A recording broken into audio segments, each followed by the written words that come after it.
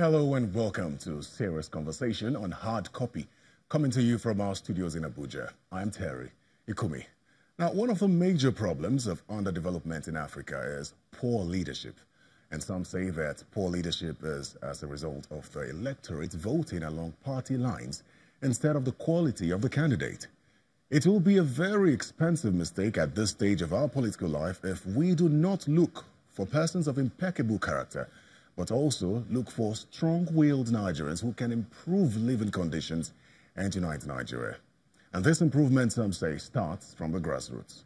So Nigerians should be very focused going into the 2019 elections on the quality of leaders they elect, not only at the federal level, but also the state and even the local government levels, which are closest to them. It appears, however, that Nigerians pay more attention to who becomes president more than who represents them at the lowest level. Now, there are strong indicators following history that the governorship, the state legislative, and possibly the National Assembly elections in the 2019 elections will be very much affected by the result of the presidential elections, a case where the party that wins the presidential election goes on to sweep the polls at almost every level. This can simply be termed the bandwagon effect. Some say that this is the reason for the underdevelopment at the state and local government levels. Because not only do these unchecked representatives, for example, in state houses of assembly, pay little or no attention to their constituents, they also find it very difficult to check and curb the excesses of the state governors. Well, tonight on Hard Copy, we're looking at how the bandwagon effect on elections can be checked and ensure proper representation beyond the presidential level. My guest tonight is the 2019 APC governorship candidate of Nasarawa State, Engineer Abdullahi Sule. Welcome to the program. Thank you very much. Let's start off looking at grassroots politics, considering how it is the closest to the people. How important is it that we pay attention to governance at that level? In fact, all politics is actually local. So there is no way, absolutely, that you are even going to look at the politics, whether in Nigeria or outside, without looking at it from the local level. The local level is extremely important. And it is very important that as a nation, we have to look at it from the local level. So I have heard some of your commentaries at the beginning, and there is Nasarawa State is so lucky to be a little bit different from that assumption. Because in 2011, for instance, Nasarawa State voted a House of Assembly that was PDP and the governor that was actually CPC. Out of the 24 members of the House of Assembly that we had, 22 of them were PDP. And out of the, it's only 2 of them that were CPC together with the governor. So they actually selected quality. They selected a governor that they believe was going to be good for the local. Being objective now, looking at the 2019 election and the history that we have with elections, do you think that the elections in 2019 will be based on voting along party lines or the quality of the candidate? Well, you see, they go hand in hand. Every party, and I'm going to also go local, I'm going to go to my state.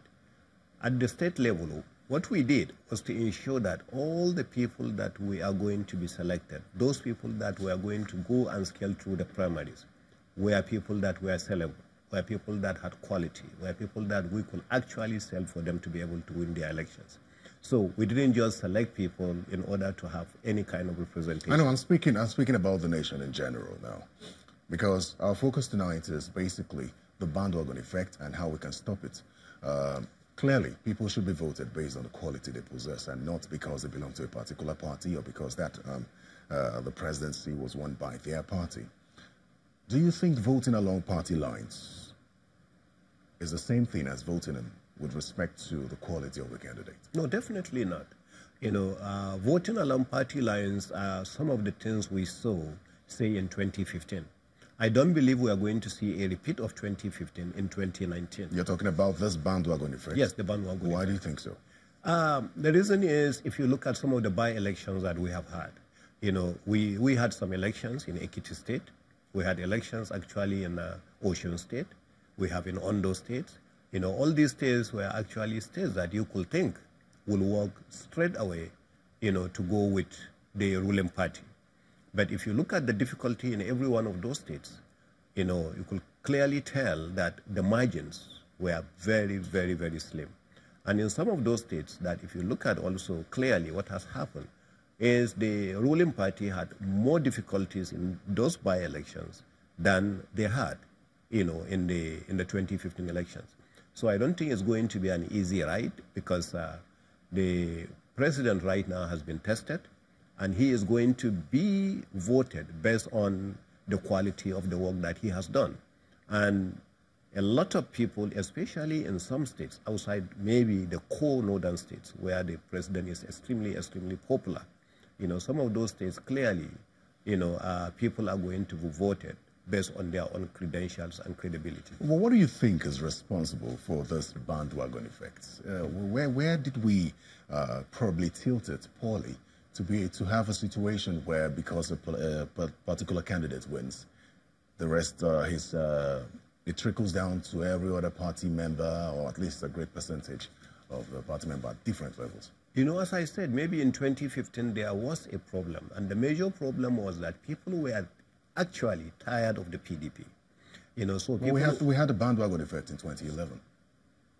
No, in 2011 you didn't have much of the bandwagon effect. Well, there was it's almost impossible to have a complete effect, but there was a bandwagon effect where majority of the states won. And that's also a problem, because if you look at local government elections, you find that the party in power in that state wins the local government. If you look at local government elections are actually controlled by the state INEC. That's the electoral body, owned by the state. If you look at it from that direction, from that perspective, you are not going to have a true evaluation of what is happening in the country.